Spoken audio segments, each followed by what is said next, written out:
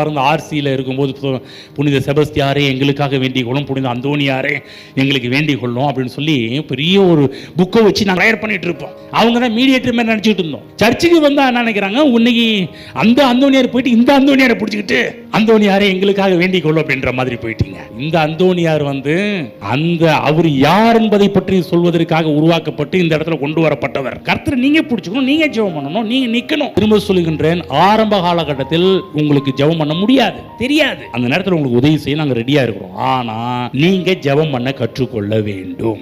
அதுதான் பிரேயர் மீட்டிங்லாம் வர சொல்றோம். நான் சொல்ற புதிய ஆட்கள் பிரேயர் மீட்டிங் வரணும். அவங்க அப்போ ஜெப கூட்டத்துக்கு வந்தாதான் ஜெபம் பண்ணா உங்களுக்கு தெரியும், கற்றுக்கொள்ள முடியும் இல்லைங்களா? நம்ம என்ன பண்றோம், புது ஆட்களை ஜெப மீட்டிங் ஜெப கூட்டத்துக்கு கூட்டி வருவதே கிடையாது. சர்ச்சு கூட்டி வருவதை நிப்பாட்டுறோம். இல்ல புது ஆத்துமாக்களை ஜெப கூட்டத்துக்கு கூட்டிட்டு வந்து அவர்களை ஜெபிக்க கற்றுக் கொடுக்க வேண்டும். ஜெப கூட்டங்கள்லாம் போகாம எப்படி ஜெபிக்க முடியும்? அவர் சபையில ஜெப கூட்டங்கள் இருக்குது, வந்து கலந்து கொள்ள வேண்டும், ஜெபிக்க வேண்டும்.